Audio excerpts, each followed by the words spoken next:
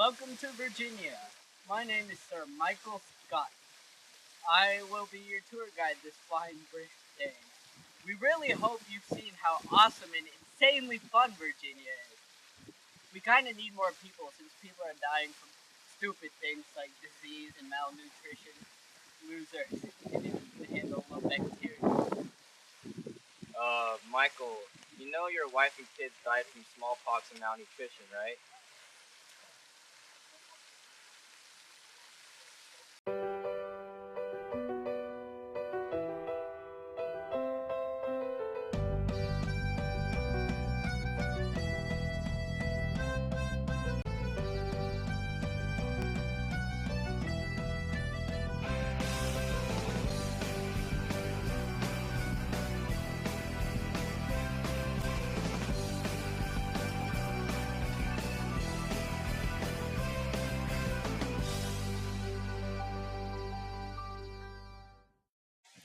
Hello, my name is Dwight K. Schrute, Assistant Regional Travel Guide. Assistant to the Regional Travel Guide.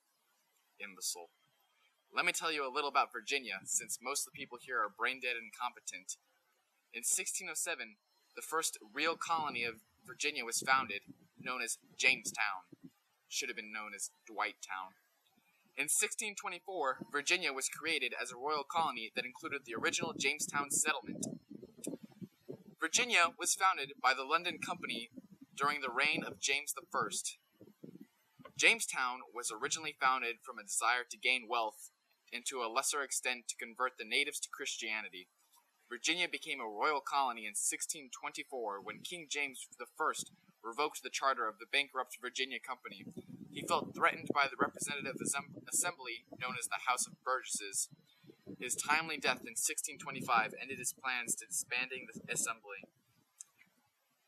Yeah, so basically, Jamestown rocks. Should have been known as Dwight-town, but you'll hear me say that over and over again. Dwight out. Hi, my name's Toby. I look over Michael during his tours just to make sure he stays on task. Sometimes he can get a little bit crazy. To start off with the geography of Virginia, the Atlantic coast of Virginia has low, fertile lands suitable for plantations and bays where ports could be established to transport raw materials from the colonies.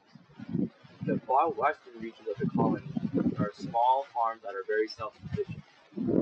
The soil around here is red clay soil and is really good to grow tobacco, indigo, corn, and rice. The growing seasons are really long, lasting about 7 months, which means that no colonist goes hungry. The English settled primarily in the coastal plains and Piedmont regions, while the Germans, Irish, and Scottish settled in the Blue Ridge Mountains in the Shenandoah Valley. Also, the African Americans settled in the Piedmont regions and coastal plains because plantations require a lot of workers for corn and tobacco. Talk about the town development. Plantations are along the riverside are the crucial living standards for Virginia. Each plantation has its own largely self-sufficient unit able to feed itself, as well as raise a commercial access for tobacco export. Colonial governments and governors tried to create towns in Virginia by fiat, and the General Assembly passed numerous laws to encourage concentration of settlements. Concentrating trade into a few towns will speed up mobilization of the militia in times of foreign invasion, Indian attacks, and slave revolts.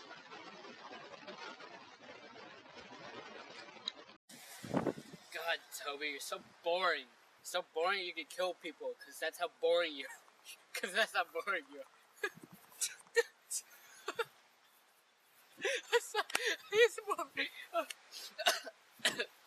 Anyways, yeah, y'all should come to Virginia, because all of the other colonies, y'all suck. You just suck. Virginia, I mean, we have the best sales, we have the best people, except for Toby. We are the best, so you should just come here. It's time to tell you about our economy. Give me a beat, Dwight! Alright, yeah. The major economic undertaking in Virginia was plantation agriculture. It was very good for growing corn, indigo, tobacco, and rice. Since 1675, Virginia has become Great Britain's most crucial American colony, exporting more than 10 million pounds of tobacco to England annually! Name's Stanley. You already know why I'm here. The people of Virginia were primarily English. However, there were numerous contacts with the Native Americans as well. The first black slaves arrived here in around 1600s to meet up with demands of labor on tobacco fields. The law of the land from 1624 mandated that white Virginians worship in the Anglican Church and support its upkeep with taxes. However, there were many conflicts with Protestants who wanted to worship freely. Education was the responsibility of the family rather than the government. Book learning was not a priority in Virginia, and it took 11 years to develop the first public school. And it wasn't for the colonists. So pretty much, I don't want to be here, but hey, it's a free boat ride. Alright guys, let's get the meeting started. Alright, who can tell me what the 3 tiers of the social class system are? Michael. Dwight, yes. First, top of the class is the wealthy landowners, also known as the aristocracy. Second, middle class, also known as farmers. And last but not least, the indentured slaves and servants at the bottom of our social structure. You're really smart, Dwight. Also, based off my resources and data of Virginia, field labor was really in high demand by large plantation owners, and many wealthy planters would pay the passage of an immigrant if they would be bound by a contract to work a certain period of years or months. They would earn wages and would be given food, clothing, and shelter. This is a really, really good deal because in England, jobs were really limited and scarce, and the economy was really low. So coming here, you get a job, you get food, you get clothing, so what's not there to like? Also, the laws of primogeniture were influenced by England life as well. The eldest son in Virginia, as it will be in England, they would have the largest amount of land estates by the father once it's passed down. However, the younger sons would have to look for their own jobs, but it's not bad because considering how many plantation owners were finding jobs, they would need lots of more workers too. Shut up, Toby. People don't want to hear about that. All they want to hear about is why they need to be here. The reason they need to be here is Shrewd Farms, the #1 tobacco farm industry in the entire colony, with all of the colonies combined. So while you're coming to visit Virginia, make sure you stop by Shrewd Farms. Learn a little bit.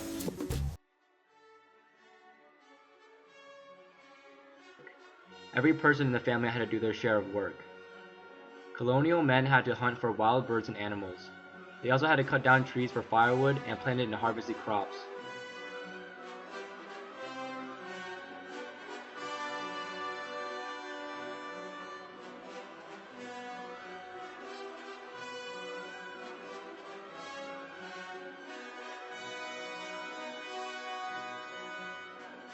The women of the family worked just as hard as the men.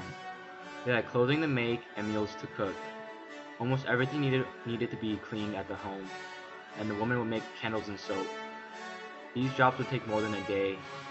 Clothes for family would be made, and there was spinning and weaving and kneading to be done. The women of the family get up really early in the morning to start preparing the meals for dinner. Preparing the meals in colonial days meant that the crops had to be plucked and the bread had to be baked. Children of colonial family also had chores to do. They were always working because laziness was considered a sin. The girls would help with cooking and many of the inside chores. They would sweep the floors, make the beds, feed the chickens, milk the cows, and gather vegetables. Boys in the colonial time would work just as hard as fathers. They would walk around the fields barefoot, helping plant crops and pulling out weeds. Planting was done in the spring, and harvesting was done in the fall. There were gardens to weed and corn to hoe.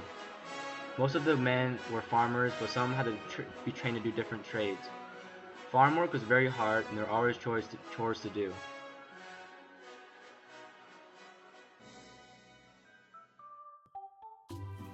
In colonial days, everyone was very busy, but there was still time for games and recreation.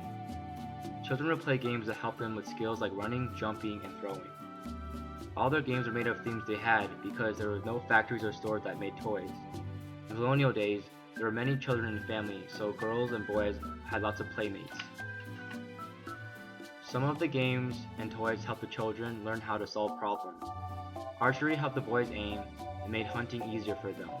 Quoits, the game played with rope, circles, and stones, helped the children practice their aiming and throwing. A favorite game of many colonial children was hoops. The boys liked to run and push their hoops, while the girls would toss and catch their hoops with 2 sticks. Colonial children also liked to play games like tag and blind man's bluff. They also enjoyed singing and playing games like London Bridge is Falling Down and Here We Go Around the Mulberry Bush.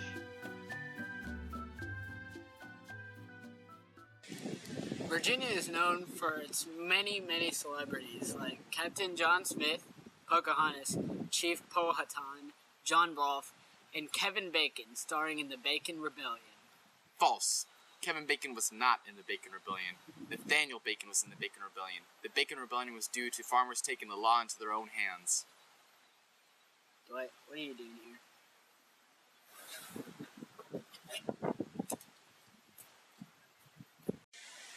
Why do I think you should come to Virginia? Well, for one, the slaves worked with the strength of 10 full-grown men.